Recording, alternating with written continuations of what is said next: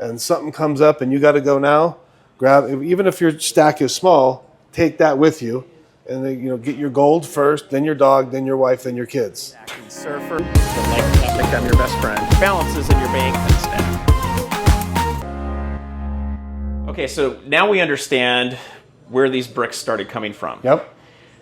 What I want to do is dive into a little bit of the bricks, and then, don't go anywhere, guys, because we're going to be talking about these killer knives up on the wall here. We're also going to be talking about what's in this briefcase down here, okay? So this is kind of, you got to wait until the end to see this. And then we'll hit this at the very end, okay? You might not be able to see what this is from that distance, but this is really cool. And there's a story that goes with it. Okay, so as far as we talk bricks, you were just mentioning this really cool one here that we probably don't want to touch, but it's gold pandas. Yeah, this holds every gold panda since day one. We replicated one of the designs, the 2024 design in gold. Obviously that says gold panda there in gold, which looks exquisite. So my client bought every single one, and he paid upwards of over $15,000 for some of those because he wanted brilliant uncirculated or proof of all these coins. And he had a bunch he's collected over the years, but several bullion dealers are trying to discourage him from continuing this mission because they're like, oh, well, how are you ever going to sell it? I'm only going to give you spot minus 2%, and you're paying $10,000, $15,000, $20,000 for a coin when gold is $2,000, $3,000 an ounce. And I said, look, don't get discouraged by that guy because he makes his margins on the stuff he wants to sell you, which is... And he probably doesn't have these pandas. Of course he doesn't have those pandas. Yeah. So I won't name some of these high-end clients I have that have really exotic collections of things. But apparently they have meetings where everybody there is at least a decamillionaire and above, and they all have this affinity for extraordinary coins. You're not going to go find any coin shop anywhere ever that's got every single panda brilliant uncirculated for sale as a kit. But a guy who's got $1 billion, who's a collector, is going to say, you got every... Yeah, okay, great. I'll give you $400,000 for the whole set. Done. Well, it's different things. So if you're just storing wealth, then go with the more common buffaloes, eagles. If you're in the U.S., if you're outside of the United States, then look at your country's coin. That's your simplest, easiest thing to do next to buying gold bars. But let's talk about... That's for weight. Let's talk about the other level. Yes, so that's that level. And anybody can be at that level, a billionaire or someone that's just getting started. When you get up to the next level, you start talking about things that are harder to find. They're more rare. Yep. That's where I see this coming into play. And then you've got the level above, which could also fit into some of these other boxes, other bricks here. Yep. See, the next level is going into other bricks like this one here. If you could show this one too, where you can fit slabs. Yeah, actually this holds the... these are the cards. Yeah, this holds the Assay cards for PAMPs. But you have ones that can also fit the PPPS, slabs as well. NGC, don't have one here, but yes, CAC all slabs. the graded coins, we do all that. And when you get to that level, you can have a coin that's worth $1 million that's like a quarter of an ounce. Yep. Maybe even a tenth of an ounce on some of those old coins. And to your point, I agree. Depending on what your wealth is, depending on what your goal is, if all you stack is just very generic gold, it gets boring. Yep. You got to have some fun things. Yep. And you want to have something you can go look at. And if you're dealing with that kind of money, you don't just want something cool to hold it. Yep. You want something unique and one of a kind. And what I'm seeing with the Panda one here is you can make it watertight. Yep. And it's the way that you do the brush and the paint. Yep. On the inside that's just, it's extraordinary. It's not just, if you went to go sell it, it's not just selling the coins, it's selling this with it too. Yep. That's something that could be on a display case somewhere. Sure. And I think these would look really good at coin shows, by the way. Oh, absolutely. That's one thing I'm thinking this would be really cool for. To reiterate your point about it gets boring buying the same buffaloes or whatever. So the first client I ever met in person that had a collection that was never even heard of these kind of coins. I got a picture of one of his coins. They made 25. I've never seen. I can't even Google it and find it. It's some insane coin that $250,000 for a 3-ounce gold coin. Anyway, he told me a story about having to transport 3 pallets of gold monster boxes from his home in California to his home here. He didn't want an armored car service doing it because now they're going to know where there's literally tons, physical thousands of pounds of gold. Wow. And he took it all out, which took him days, and took them all out of the tubes, every bit of it, and filled up his whole living room a couple feet deep in gold coins. And he was like, I still have way too much cash. This isn't going to do it because I could fill this whole house up to the ceiling, and I still haven't protected my wealth enough with gold. So he's been dumping buffaloes, eagles, and Canadian maple leafs and doing high-end collectibles because he can spend 20, 50, 100,000 on one coin. That's going to go up 10 grand in 6 months anyways. So he's just playing at a whole different level. Exactly. So what I love about this is, honestly, you have a product for any price range. So even someone that's just getting started with a couple silver coins, maybe they're not even in gold yet, you've got things that I think are still very affordable for it.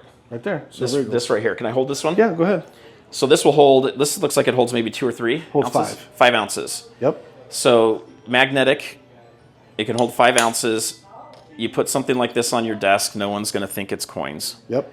And you can also have a logo put on the top. I did this and gave a bunch of these away for my 10,000K party. So there'll be a little link right here that you can see these. And I'll try to get the links on the creation of them too from Instagram. Those are really cool. Yeah. But anyway, so you can go from that all the way up to your pre-33 gold. Yep. And store it this way. So, you know, what intrigued me about this whole process when I started seeing your posts on Instagram, and then I started seeing them on YouTube too, is there's like this massive evolution. This isn't like 4 products that you made, right? And you just pick one of 4, right? You probably, I'm guessing you have something like at least 10,000 different variations, and maybe way more than that. We're probably around between 7,000 and 8,000. Okay, so you're pretty close to that. And I mean, there's so many different colors of everything in here. So let's get a shot of just what's in here. And a lot of this stuff is pretty cool. You've got, for people that either smoke or have cigars, smoke cigarettes or cigars, some of these could be hidden boxes. That red and silver one there, that one holds 25,000 cash, as well as 22 gold coins and some cigars in the bottom. Okay, and then you got this over here for a lot of cash. How much cash is in this one? That one holds $250,000. Okay. That was a vanity project I made for a client who never picked it up. He paid for it, so I didn't cry about it.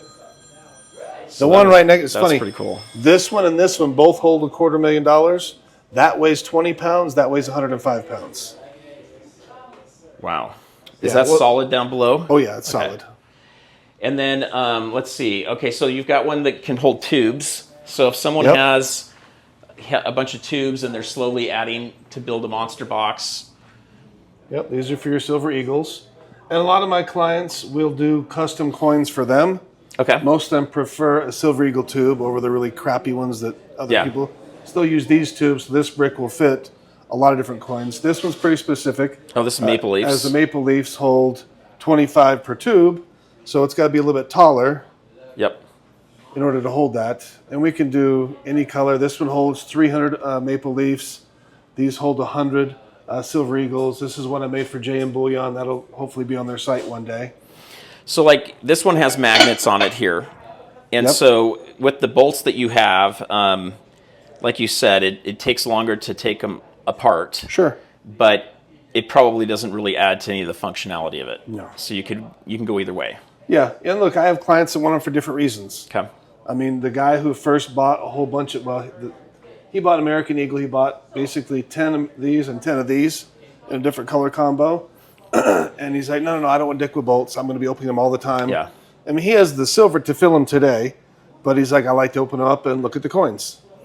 And look at this. Look at this detail here. That is really cool. Maple leaf on the side here. Yeah. Yep. And then you've got coasters. These are old prototypes we made years ago. These were kind of display pieces. Obviously, these have brands on that I can't sell. This is more to give you an idea of. In fact, I think these are for the MGM Grand. Okay. A client who has a Bentley saw these. Is like, I have good friends at MGM. Can you make them coasters for the high roller rooms? So we made, I don't even know how many sets. We made tables full of these that got given to the MGM. I think it's great. So what about these boxes here that are square? This holds 80 ounces of silver. Okay. These all hold silver only. This holds 50 ounces of gold. And then the lid also holds 10,000 cash. So that holds 50 gold coins and 10,000 cash. This holds silver coins and 5,000 cash. We do lots of combo boxes. We call those survival bricks. So if you've got it full and something comes up and you got to go now, grab. Even if your stack is small, take that with you, and then get your gold first, then your dog, then your wife, then your kids.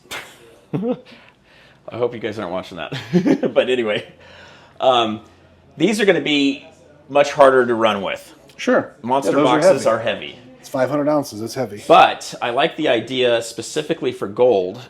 You can get a lot of value in something even this small. Yep.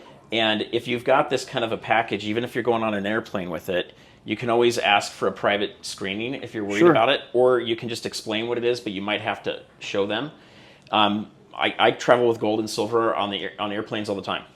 Pretty much every time I travel, I take something with me in case there's an issue. Well, this holds almost $200,000. Yeah, I mean, this is a lot. In gold and a little bit of cash. Now, you may not need to take that much with you on a plane, and I don't. But at your house, if you need to go somewhere, you're taking a bunch of wealth with you. 100%. So, some people may have crypto. Some may not want anything to do with it. Crypto has one benefit over gold and silver of being able to transfer it very far distances very quickly. However, I hear people argue that are like Bitcoin maxis that you can't take your wealth with you if it's gold and silver. Right. I don't believe that. Right. We've talked just a minute ago how you can have one single coin that's worth $1 million. Absolutely. So it just depends on how much you have, what you're trying to transfer into. But in general, a survival brick, in my opinion, this is what really got me excited about your channel, was the idea I could have $10,000 cash. Cash is going to go first. Yep. If you ever need to use it for anything. And this doesn't have to be like a financial collapse. Right. It could be the LA fires. Yep. It could be an earthquake. Yep. It could be your house just burned down. Yep. Or it's burning down and you're getting out. Something like that is very quick to take enough cash you're going to need and your most valuable coins. Absolutely. Even talking, I have Andy Scheckman from Miles Franklin. He is also a bullion dealer. Mm-hmm. He comes on my channel quite a bit. We interview him. And he talks a lot about macroeconomics and what's going on in the market. And I think it was him that mentioned this on one of our last live streams where he had a friend that had an entire house burned down. And everything inside the safe burned down. Right. And so they had to refine all the melted coins in plastic. Yep. There's no plastic there. Right. And so if we had to melt that, aluminum melts at a very much lower rate than the coins do. But the way that you've created it, unless you're in a massive fire and you aren't able to pull it out. Right. So we're talking like 1,800 degrees for the silver to melt. I think it's 1,800 degrees for silver, and I think it's a little bit lower for gold. Nothing's really going to survive that anyway, period. Well, here's the interesting part. I'm not going to say nothing's indestructible. Okay. But here's what I know from personal experience and from experts. One of my good clients owns a giant refinery, steel, aluminum, copper. He does all of it. He explained to me the properties of aluminum, which isn't why I started using it. I started using it because it was easy to get, and it polishes up really nicely.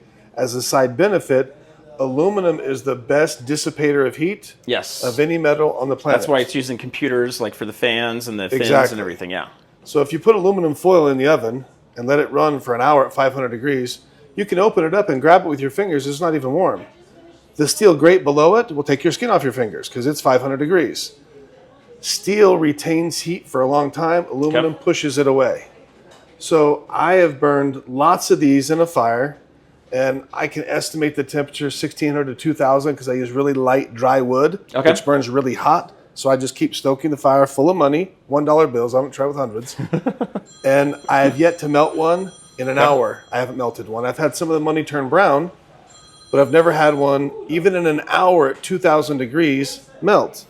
So as it gets hot, it's pushing the heat away. So looking at that, it's not a guarantee. Of course not. But you've tested it out, and it's worked for you on that. So that's if it's by itself alone. Yep. If it's in a safe, I'm guessing it has even better fire properties. Well, of course. But just talking about a grab and go and being able to take it with you, I think it's a great idea to be able to have something portable that's fast, that's not super heavy. I couldn't argue that. You can take it really quick. So that's where I see different. This is cool. Okay. And it's heavy when it's full. It's heavy, it's cool, it's fun, right? So if you've got monster boxes and you're sick of the, the green ones that they come with, I think that's a really cool option. This is cool if you've got the money. Yep. For it being totally customized to that's the coin. That's a very expensive collection by most people's standards. So I think that's really cool. And then these I think are great for grab and go. Before we get to these guys here, tell us a little about the knives that you guys have started making. So this is one of the styles of knives we make. We started making this because I have big hands. Okay. And this is good for big hands. Somebody with medium-sized hands, maybe not the best fit for them. This is an Oz 8 steel, which is kind of on the mid-range of high-quality steels. I didn't make these so that I can impress the guy who is a knife connoisseur. I made them for me initially. And as a side benefit, they're really easy for me to customize. And we started selling lots of these. So, for example, let's say you buy this brick. I'm going to sell you a knife just like this, and I will gold plate some of it to match this. I'll paint the rest in red, and it will look like a matching kit. That's cool. Really why we started. Okay. And as a side benefit, we can customize them in different ways. Do you use these to open up your gold and silver boxes that come from the Watch my bullion videos. Dealers? Absolutely. I know. Well, sometimes they jack it up and put it in this crazy plastic stuff. Yeah. Or they'll use that tape with the strips in it that you can't just tear open. You have to cut it. And I give all my clients the option. This is beyond razor sharp. If you're going to give this to your 12-year-old kid, I'm going to ask you if this is for a kid, and I'm not going to recommend you let me sharpen it to get to this level of sharpness. And then lots of stuff we do is just for show. Okay. Like that case over there is mostly show knives. I wouldn't carry most of those knives on a daily basis, even if you paid me. They'd work. They can still cut and stick, and you can cut a rope and open an envelope, but they're too expensive and too much work goes into them to just wreck them on a cardboard box. Can you customize these with a logo on them? Of course. Absolutely. Okay. Yeah. We do that lots and lots and lots. In fact, I'll have one of my guys send you a video. Made 50 black and red knives for a guy. Whoa. They were gorgeous. Or display holders. We started making these for this specific client. This is one of his, that's last year's. That was an extra one I made him. But these coins, that's actually a picture. So his company started in 1898. This is his great-great-great-grandfather cleaning out a sewage pipe in 1898. That's a rendering of a picture of him. Okay. That is a modern-day machine that they've invented, and they're about $50 million for this machine. And they go to large municipalities and clean out up to 8-foot diameter sewage lines.